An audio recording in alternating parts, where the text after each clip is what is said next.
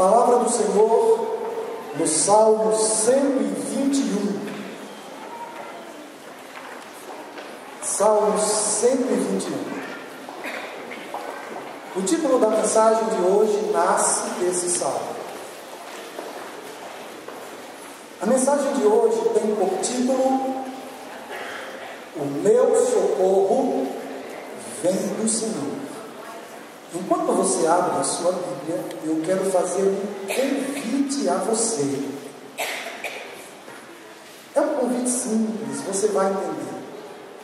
Amanhã e hoje, a nossa igreja tem um serviço de adoração para hoje.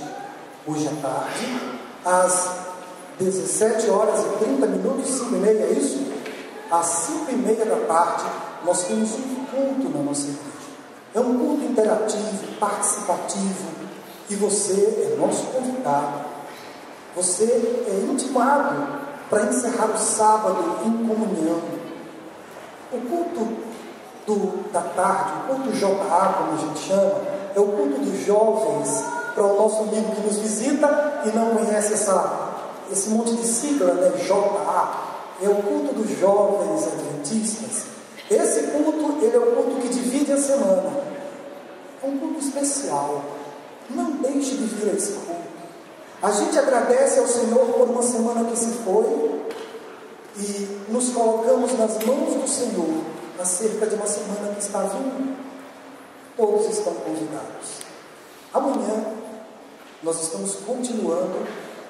O pastor Pedro começou uma programação sábado e amanhã ele continua com a programação com o incomparável Cristo. O incomparável Cristo. Nenhum de nós pode perder um culto cujo propósito especial é mostrar a grandeza de Jesus Cristo em relação a todas as outras coisas que concorrem por nossa atenção em nossa vida. Então, amanhã temos culto na nossa igreja. O culto amanhã é às 19h30. Talvez no site tenha saído aí 20 horas. Não sei se foi publicado assim, mas no boletim da semana passada foi. Então, não é às 20 horas, 19h30 horas. Ok? Isso amanhã, domingo. Salmo 121. Eu elevo os meus olhos para os montes. Não vejo socorro vindo de nenhum lugar. E a minha pergunta é: de onde vem o meu socorro? Eu preciso de socorro. Eu preciso de ajuda. Eu preciso entender o que está acontecendo comigo. E eu posso mostrar a vocês uma situação bíblica em que uma pessoa se viu assim. O nome dela era Lia. Lia não. Lia. Ela pergunta: Senhor, não é Lia. Não é Lia. Foi a esposa de Isaac, Rebeca. Foi Rebeca. Pronto. Ela estava gestante e ela estava passando por uma gestação muito complicada. E no momento da vida dela, ela pergunta: Senhor, por que isso está acontecendo comigo? Por que isso está acontecendo comigo? Foi a pergunta dela. Eu elevo os meus olhos para os montes. De onde virão as respostas que eu estou precisando? De onde virá o socorro para a minha vida? Bom, o salmista parece que escreve esse texto depois da tempestade, quando ele já tinha experimentado a resposta. E ele já sabia de onde vinha a resposta. E na continuação, ele responde: o meu socorro vem do Senhor. É daí que vem o meu socorro. Eu quero abrir um parêntese agora. Eu tenho me preocupado com algumas coisas. Eu vou dar um exemplo. A gente tem que saber como fala, principalmente se você vai falar sobre coisas muito populares. Por exemplo, literatura de autoajuda. A palavra de Deus propõe que o meu socorro vem do Senhor. Muitos autores expressivos autores muito populares. Tem o Cury, não tem o Cury? É, bom, mas a proposta de que o meu socorro vem de algum lugar, de dentro de mim, é uma proposta atrapalhada. Meu socorro, Roberto Chiniachik, Daniel Godry, Augusto Cury, não sabem de onde vem o meu socorro. O que me preocupa? Quando eu vejo as pessoas dando status de Bíblia à literatura que não sabe de onde vem o meu socorro. Eu estou dizendo isso para que vocês saibam por que eu acho que a autoajuda não ajuda ninguém. E eu acho isso. Alguns são bem moderados. Por exemplo, eu fui ver a opinião de psicólogos a respeito disso, para não ficar só com a opinião de teólogo. E eu peguei alguns psicólogos da UNB. Eu não tenho até o nome deles aqui. Eu consultei. Esse daqui ele concluiu o doutorado dele em 2003. Adriano Fascioli. Ele concluiu aqui. Cleito Vasconcelos concluiu o pós-doutorado dele em 2008. Pronto. Se a opinião de teólogo às vezes não é muito convincente, e as pessoas elas gostam muito da academia, né? Pronto. Dê uma consultadazinha a respeito do que essas autoridades também pensam a respeito desse assunto. Autoajuda não ajuda. Eu tenho uma outra preocupação. É a teologia da prosperidade de Kenneth Hagin. Pastor, o que foi esse rapaz? Eu não vi nada. Ele, em 1945, ele organizou essa ideologia, onde as pessoas têm o direito de exigir de Deus a bênção. E a nossa relação com o Senhor não é uma relação em que a gente manda e Ele obedece. Não é. E muitas comunidades religiosas atualmente embarcaram por essa teologia. E muitos programas famosos de televisão não entendem que nem todo que diz Senhor, Senhor entrará no reino dos céus, mas aquele que faz a própria vontade, é isso? É aquele que faz a vontade de Deus. Nós somos servos e Ele é o Senhor.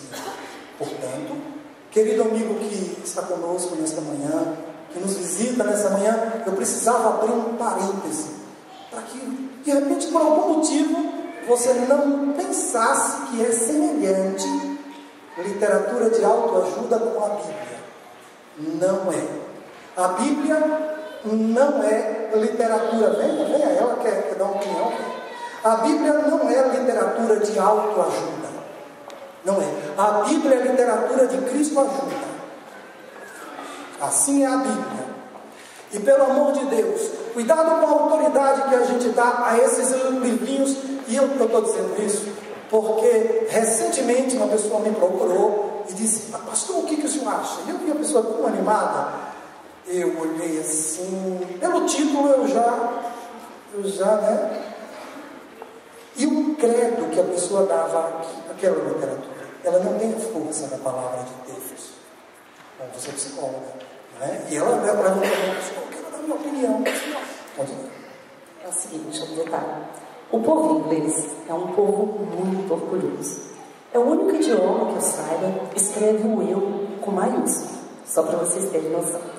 Eles não leriam livros de autoajuda, porque, gente, eu estou precisando de ajuda. No inglês, os livros que mais vendem é self-power, alto poder, que vem, pastor, exatamente de encontro com isso que a Bíblia fala, que o nosso socorro vem do Senhor, não nós. Amém. Louvado seja Deus. Muito obrigado. Quando eu falo de Kenneth Hagin, é uma teologia que propõe que a base dela é a confissão positiva. Você tem autoridade para fazer Deus se mover na sua direção e atender a sua vontade. Então, quando nós vamos abrir a Bíblia agora, em alguns textos, mas nunca tome a palavra de Deus como literatura de autoajuda. 90% dos encarcerados hoje estão por causa de 3 males que a palavra de Deus fala com muita clareza. A palavra de Deus combate esses 3 males. Eles possuem muitas semelhanças entre si, muitas. Mas, amados em Cristo, nós temos uma diferença. Nós não embarcamos em cultura de massa. Não embarcamos. Porque todo mundo disse que é bom, não é o nosso caso. Quem nós somos? Nós somos bereanos. Deixa eu dizer mais. Esse sermão que você está ouvindo aqui, anote para conferir em casa. Por quê? Porque eu não sou ninguém além de um homem.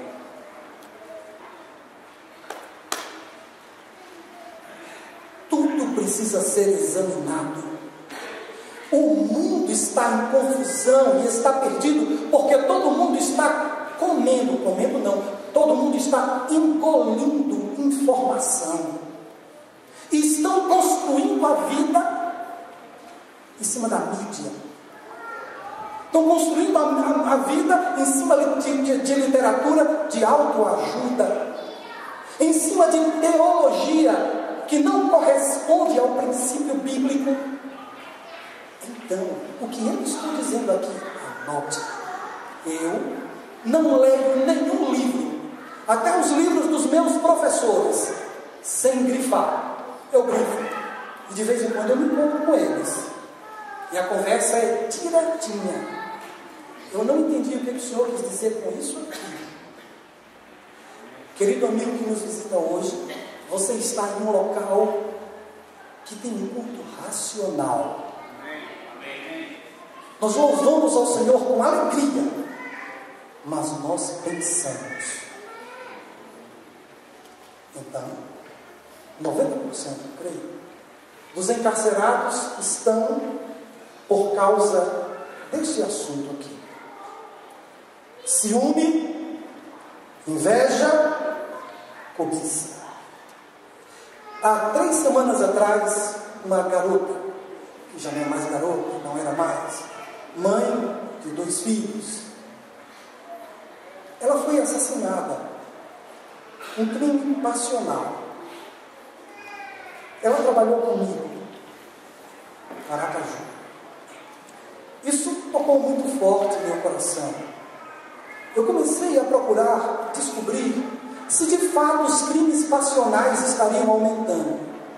E eu fui a algumas fontes governamentais e verifiquei que os crimes passionais estão aumentando. Mas espera aí. As escolas, os laboratórios estão aumentando, gente. A gente é crítico, mas estão aumentando. A distribuição de renda tem uma melhorada. Não tem como negar. Ainda tem muita corrupção? Tem. Mas também já tem distribuição de renda. No entanto, a melhora dos indicadores sociais não está resultando em equilíbrio. Não está. Nós estamos em um mundo em que as pessoas estão sendo devoradas pelas suas expectativas. E eu queria conversar um pouquinho com vocês sobre esses 3 elementos que também atingem a igreja. Vejam, o que é ciúme? Vamos definir cada um dos 3. Ciúme é o medo de perder o que se tem. Isso é ciúme. Cobiça é querer o que não se tem. Querer de uma forma desmedida. Querer sem esperar no Senhor. Querer sem ir pelos caminhos que o Senhor indica. E inveja é querer que o outro não tenha. A inveja é uma coisa muito esquisita e ela é diferente de muitas coisas. Ela é diferente da ira, ela é diferente da mágoa. A inveja é uma coisa esquisita. Porque a inveja não é querer o que o outro tem. Tendo eu ou não tendo o que eu não quero que o outro tenha. Essas enfermidades, essas patologias espirituais, elas nascem dos porões de uma espiritualidade mal resolvida. de uma vida que não tem comunhão permanente com o Senhor. E aí esses vírus espirituais, eles são oportunistas. Eles se servem do nosso descuido espiritual. E aí eles são oportunistas. E eles vêm e buscam a nossa imunologia débil. Nosso sistema imunológico baixo, deficitário. E aí esses oportunistas vêm. E quando eu menos espero, eu estou com um sentimento de inveja a respeito de alguém. Quando eu menos me dou conta, eu que venho à igreja, que estou aqui, leio Bíblia, quando eu menos espero, estou cobiçando. E a cobiça, ela se caracteriza por uma coisa: quando a ânsia de querer está disposta a comprometer duas coisas: paz e relacionamentos. Quando eu quero tanto uma coisa que eu estou disposto a comprometer a qualidade do meu travesseiro, ou quando eu estou disposto a sacrificar meus relacionamentos. Vamos para a palavra de Deus. Vamos à palavra de Deus. Em Provérbios capítulo 6, verso 34, a palavra de Deus fala: se nós temos algum amigo, fiquem atentos, só coloque a Bíblia para ele. Ele não trouxe a Bíblia, talvez, então ceda a sua, ou fique ao lado, para que ele possa partilhar conosco. Provérbios capítulo 6, verso 34 diz: porque o ciúme enfurece o marido, e ele não terá compaixão no dia da vingança. Salomão, em outros textos, diz que não existe nada mais duro do que o ciúme. E diz que o ciúme é duro como a sepultura. E olha como a sepultura é dura. Você bate, pergunta de casa e ninguém responde. Vou de casa, ninguém responde. Como é dura a sepultura. Não faz eco, de lá não vem resposta. E a palavra de Deus diz que o ciúme é duro como a sepultura. Que coisa terrível, que coisa difícil de se conviver, mas que doença fácil de se adquirir. O ciúme, duro como a sepultura. Tem um outro texto aqui que vai nos iluminar a respeito de outro ponto. Em Provérbios 14, 30, abre a sua Bíblia. Em Provérbios 14, 30.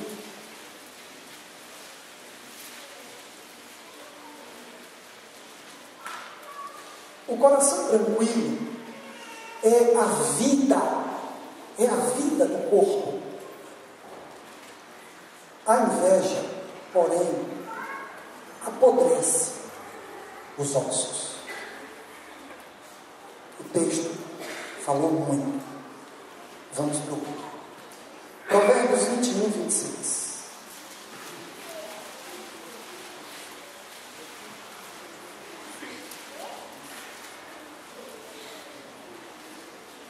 Todo dia o ímpio cobiça, mas o justo dá sem mesquinhez. O justo dá sem mesquinhez. Gente, alguns entendem a vida como se fosse um jogo e vivem arriscando a vida. Outros entendem a vida como se fosse um teatro. Mas nós compreendemos a vida como ela sendo um dom de Deus. Nós recebemos do Senhor e vamos prestar conta ao Senhor pela vida que nós vivemos. Cobiça, inveja e ciúme. Ontem, sexta-feira, foi sepultada uma mulher e uma criança que foram vítimas de ciúme. Pastor, vamos tirar uma primeira conclusão disso daí. Depois que o marido tirou a vida, ele tirou a própria vida. Então vamos pensar. Ciúme, inveja e cobiça são 3 sentimentos que tanto são homicidas quanto são suicidas. São sentimentos pelos quais as pessoas tiram a vida de outro, como tiram a própria vida. Quebra da bolsa em 1929, dezenas de empresários e corretores de bolsa tiraram a própria vida. Por quê? Porque não suportaram a perda pecuniária. Porque todas estas coisas escravizam e fazem a gente pensar que a vida, sem o que a gente está desejando, não faz sentido. Faz pensar que a vida, sem a mulher que eu amei, mas escolher um cara mais bonito do que eu, não faz sentido. Então eu tiro a dela e tiro a minha. Me faz entender que aquilo que eu juntei a vida toda, e agora eu acabei de perder por causa de um acidente, por causa de um revés da natureza, por causa de qualquer agente, perdi. Então eu começo a entender que viver sem aquilo não compensa viver. E alguns tiram a própria vida porque perderam aquilo. Outros tiram a vida de outros porque querem o que outros têm. Inveja, cobiça e ciúme. Heródoto disse uma coisa muito especial. Ele disse que a precipitação é a mãe do fracasso e o orgulho é o pai. Mas Salomão disse isso. Salomão disse que a precipitação gera o fracasso. Acontece que o cobiçoso, o ciumento e o invejoso, eles quase sempre agem de forma precipitada. Quase sempre são muito precipitados. E a precipitação, deixa eu só esclarecer uma coisa, porque às vezes a gente usa as palavras, a gente usa tanto que a gente não se dá conta da semântica delas. A palavra precipitação vem de precipício. Pessoas precipitadas são pessoas que vivem se lançando de precipícios financeiros, em precipícios relacionais. E por que a precipitação é pecado? Porque eu tomei uma decisão para a minha vida sem consultar o Senhor. E a minha vida, eu tenho o conceito de que ela é um dom. A minha vida não é um jogo, o jogo da vida. Título de novela, jogo da vida. E as pessoas começam a achar que a vida é um jogo. Vamos jogar. Quem não arrisca, não chega a lugar nenhum. Arrisque-se, porque arriscar é importante. Arriscar o que você vai arriscar? Arriscar a vida? Arriscar a paz? Você acha que alguma paixão, algum amor, por maior que seja, sobrevive à falta de paz? Acho isso. Eu não vou pedir que levante a mão quem é a pessoa mais apaixonada aqui. Mas eu estou vendo alguns. Estou vendo o céu azul, Senhor.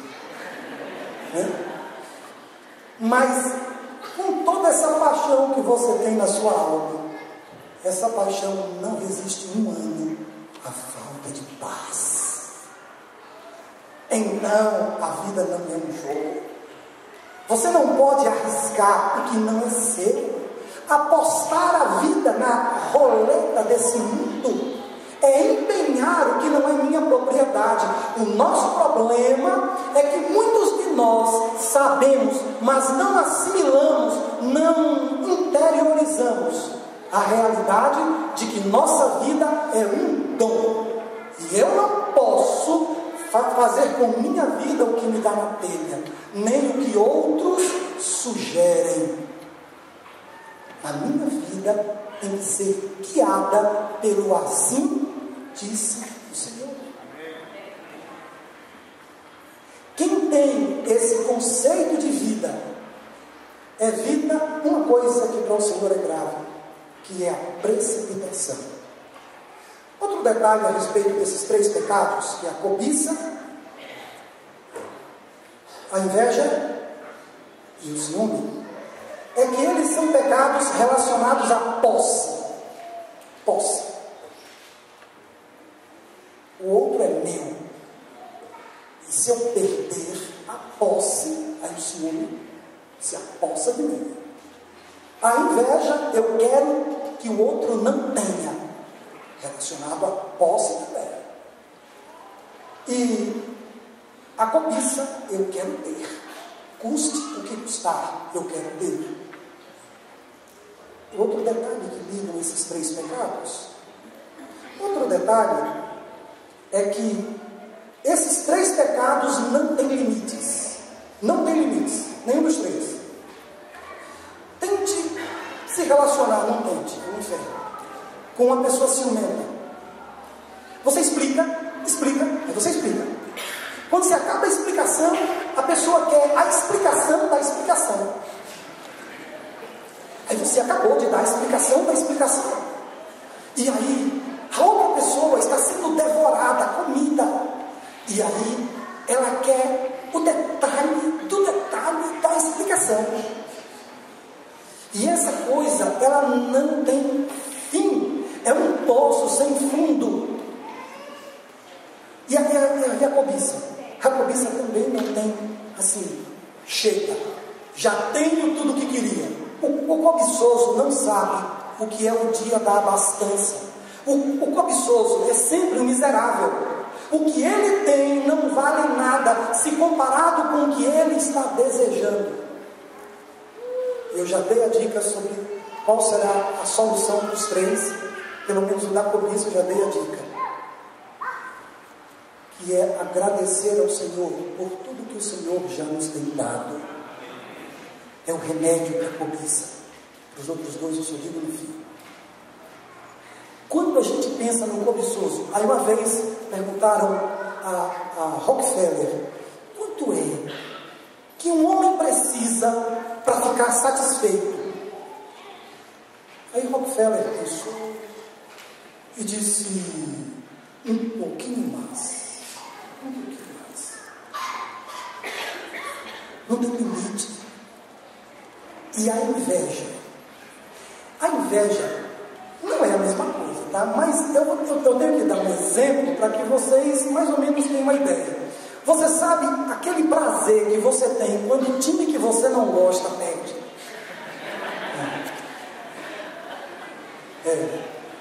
Dá quase tanta alegria quanto quando o time que você gosta ganha.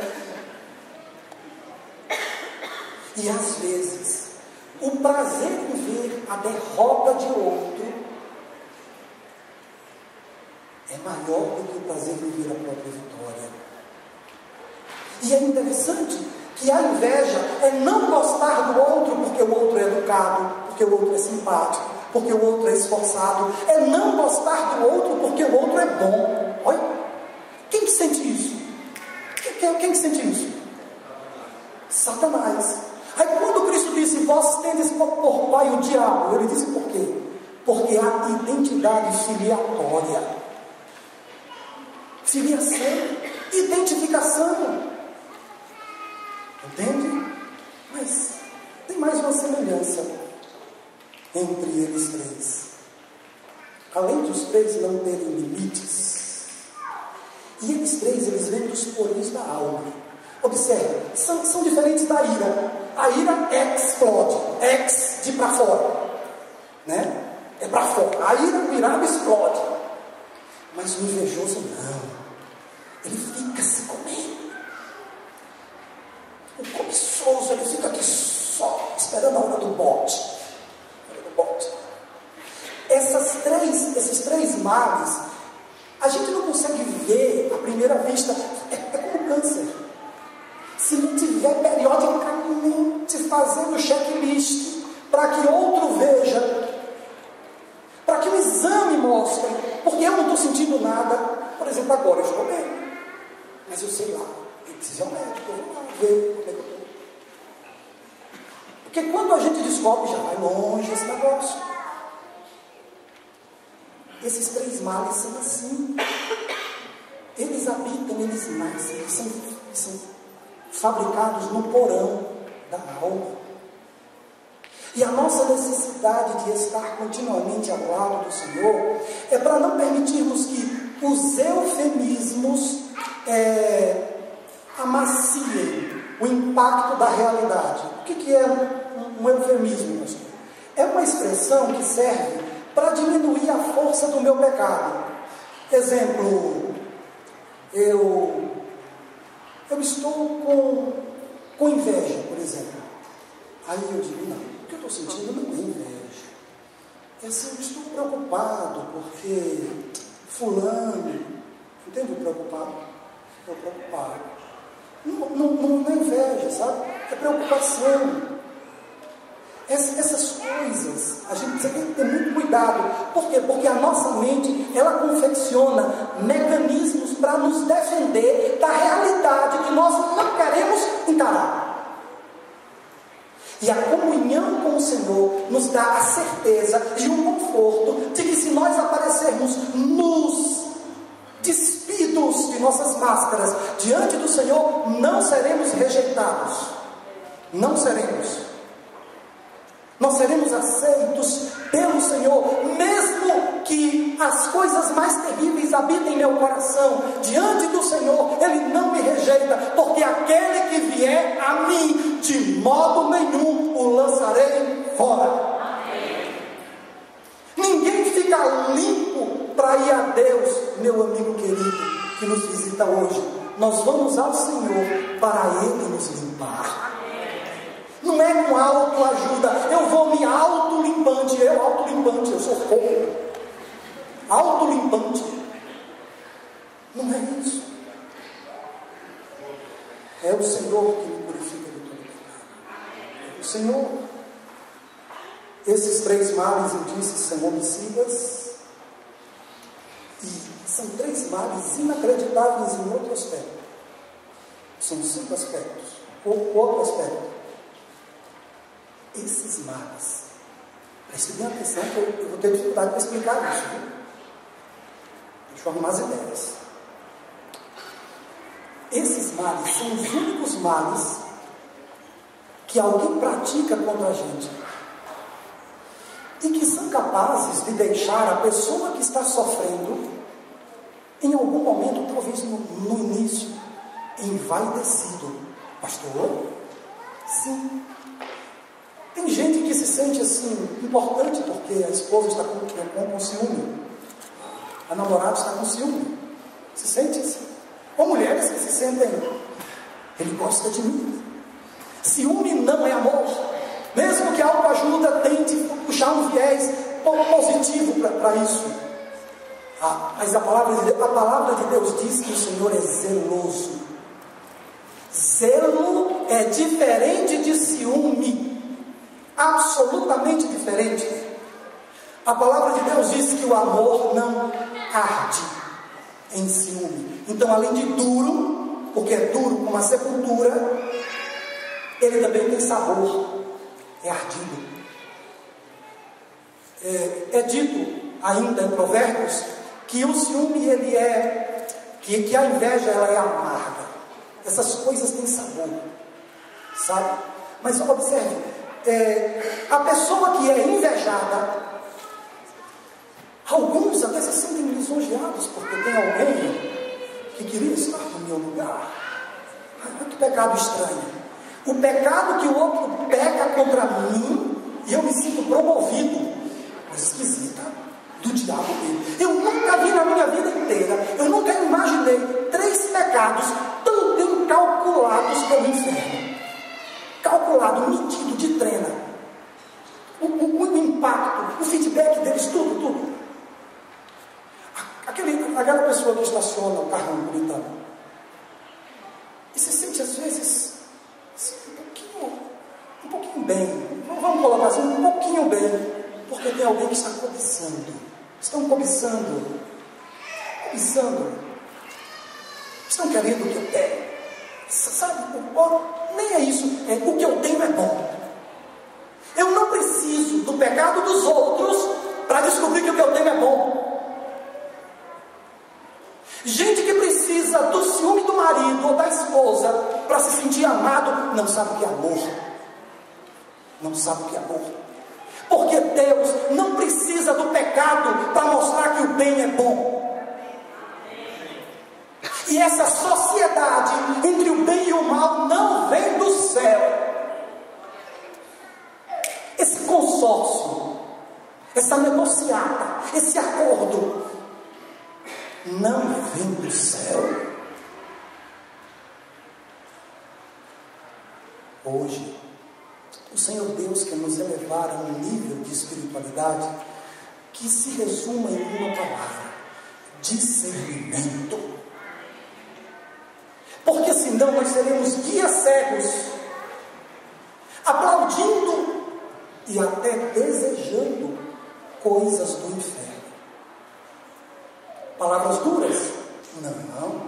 São muito macias. Se você comparar ao cenário do enterro de ontem, da mãe e da criança, ali é duro.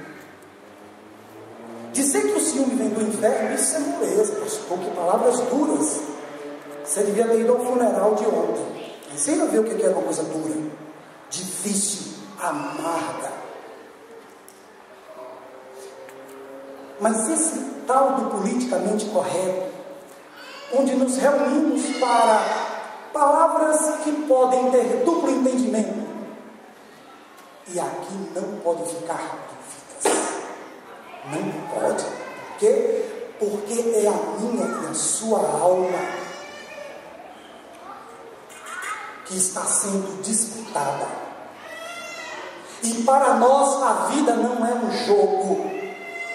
Para nós a vida não é o teatro da vida. Como artistas dizem, no palco da vida. Eu não estou em um palco. Eu sou espetáculo ao mundo. É verdade. Mas a minha vida veio de fora. Foi um dom de Deus. Amados em Cristo, os três juntos geram o que eu disse a princípio, e eu quero dar um texto para vocês em cima disso. Os três juntos geram precipitação. Abra uma palavra de Deus em Provérbios 14, 29. Amém.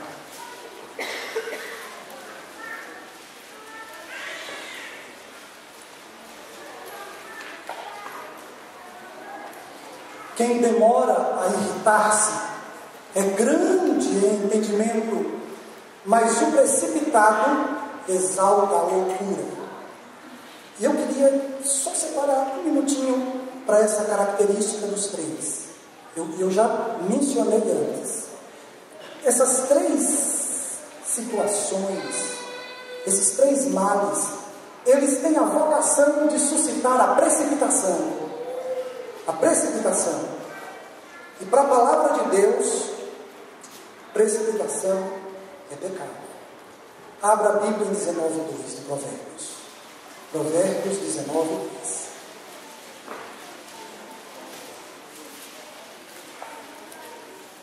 Pastor Pedro, isso ainda é bom de grego e de hebraico, né? Ainda é bom, né? Então, você vai me dar a definição para isso aqui. Não é bom agir sem pensar. Quem tem pressa erra o caminho ou erra o alvo. Que palavra em grego usa para isso? Hamartia. É pecado. Erra o caminho ou erra o alvo. Né? É hamartia. Pecado. Quem é precipitado erra o caminho. Quem é precipitado, em outras versões, tem alguma que diz que peca? Aí peca. Tem várias versões aí que dizem que peca. 19:2.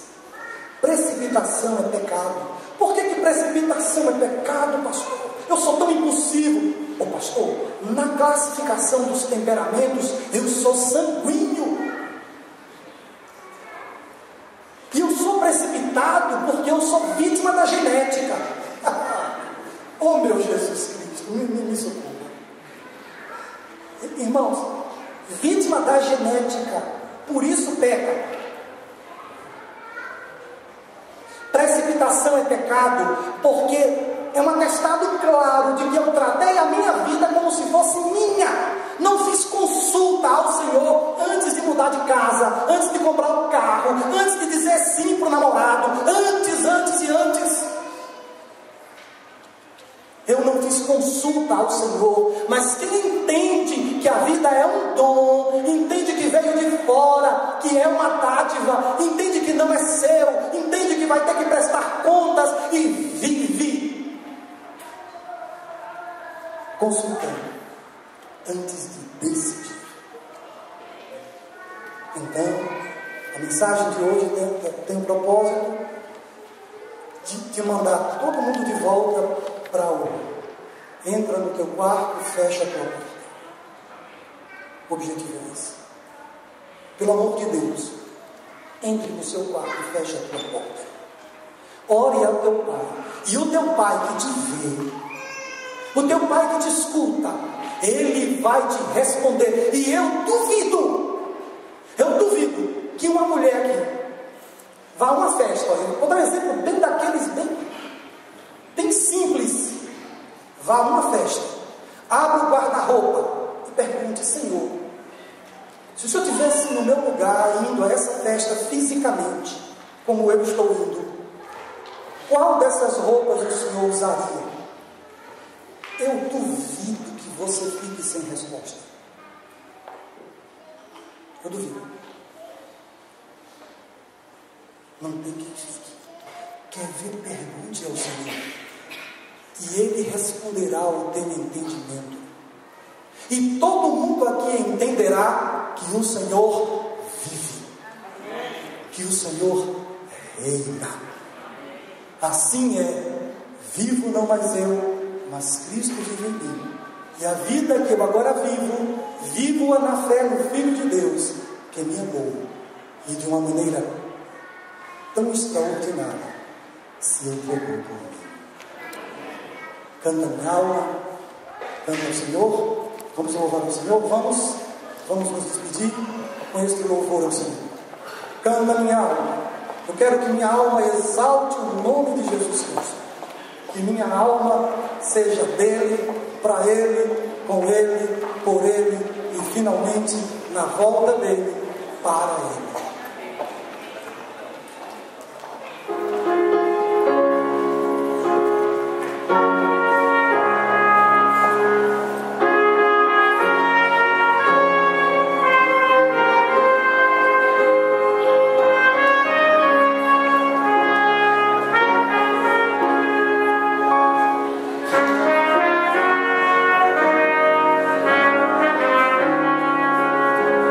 Que céu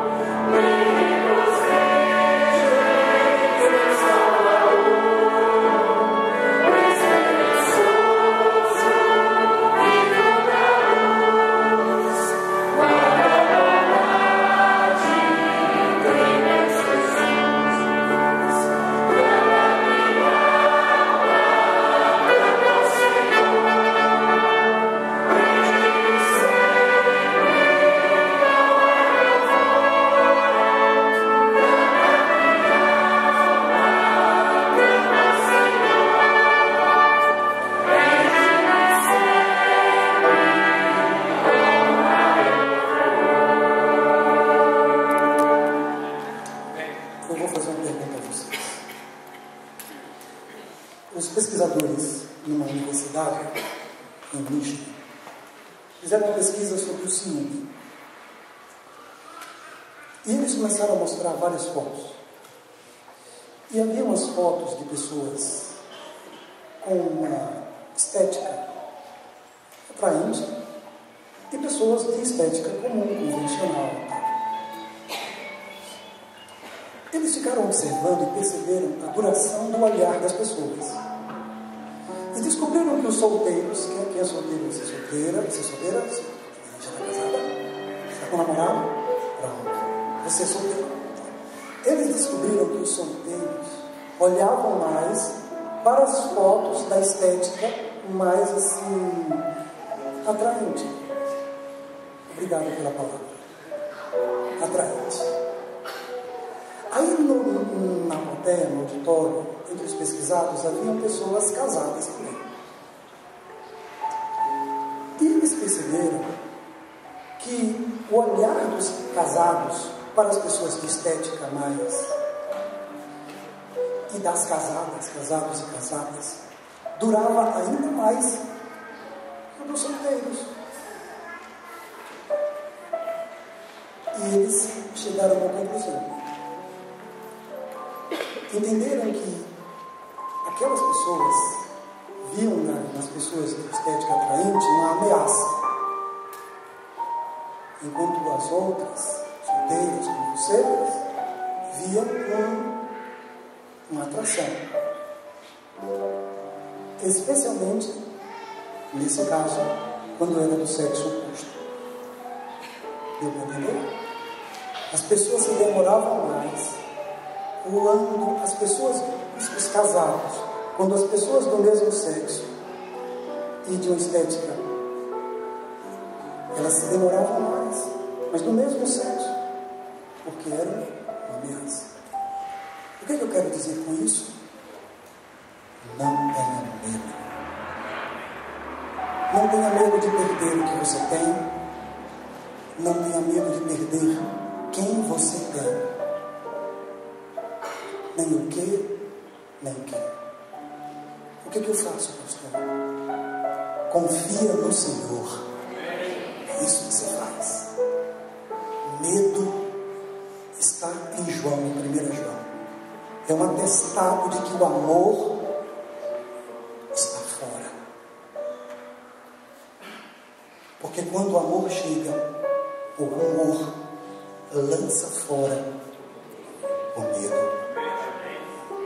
Nem ciúme, nem inveja, nem cobiça tem cabimento para aquele que tem a Cristo. Porque se você tem a Cristo, você tem tudo. Tudo. Eu sei ficar bem na abastança ou na escassez. Tem muito, eu tenho pouco. Oremos. Senhor,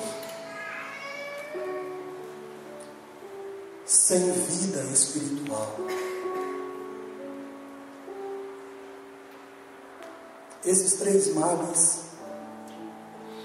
oportunistas, silenciosos, que nascem dos porões de uma vida espiritual mal encaminhada, mal resolvida, uma vida espiritual que ainda não adquiriu a certeza de que o Senhor é tudo em todos,